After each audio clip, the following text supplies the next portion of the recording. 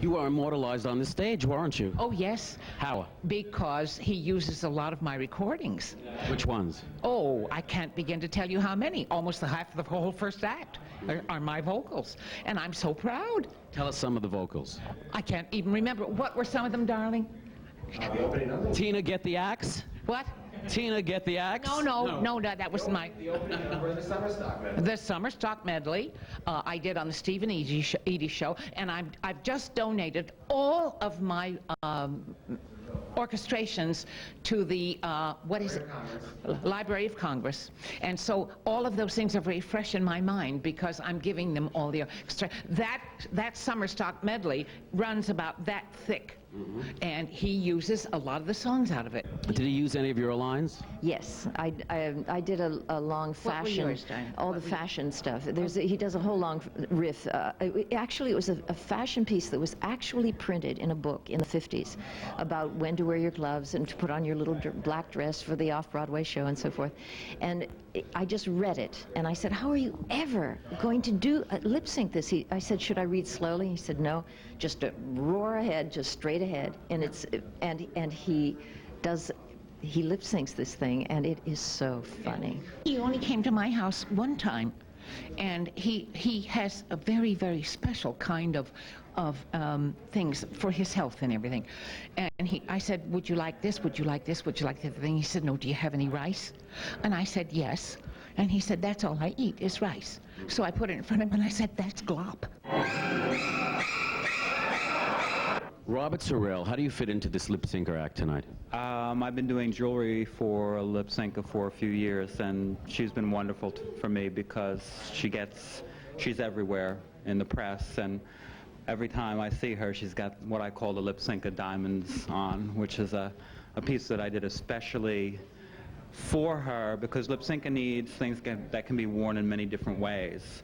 You can see it tonight like in the clothes, that one dress becomes 3 different dresses, and the Lypsinka diamonds can be all dismantled and worn as bracelets and brooches, you know, and all of this stuff. Initially when we started out, we kind of worked on his face, and it was almost like a distillation of Davima and Cruella de Vil, very graphic, hard painted eyebrows about an inch above the natural ones. Now what we are working with the face itself more, and just ornamenting that and beautifying it. It seems to be a softer, slightly more believable look. How do you remember your lines? You know, it's not hard for me. I was trained to memorize since I was a kid. And then when you go into the studio to record the show, you listen to these sound bites over and over and over again. So by the time the soundtrack is made, I know the whole thing. It's just a memory trick. That's very easy. But somebody has to memorize Hamlet, you know. If you can memorize Hamlet, you can memorize this show. Tell us about the name of the show and what it's all about. Oh, gosh. Well, my therapist was in the front row. Go ask her. Well, the show is called As I Lay Lip Syncing. It has nothing to do with Faulkner. The only thing Faulkner-esque are some of the long sentences that Barbara Feldon has to say.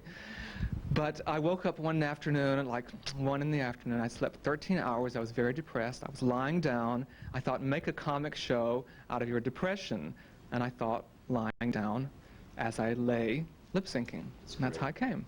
How many voices do you do in this? There's about 40 different voices in this. I know it seems like more, but Dolores pops up 3 times, and Barbara Feldon is in there like 8 times, and constantly shifting back and forth, so it seems like hundreds, but it's actually only 40. Why is this show only 1 time a year? Well, I wish someone would produce the show in a theater.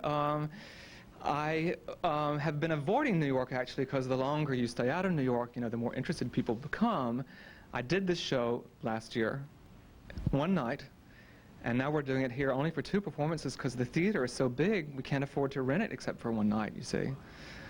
So hopefully someone will be here tonight and will pick the show up and produce it somewhere. Is it true that Madonna was sort of like the person who started your career off? I started my career off.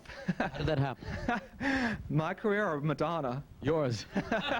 I just desperately wanted to be in show business. Madonna got involved because I was doing my show in LA.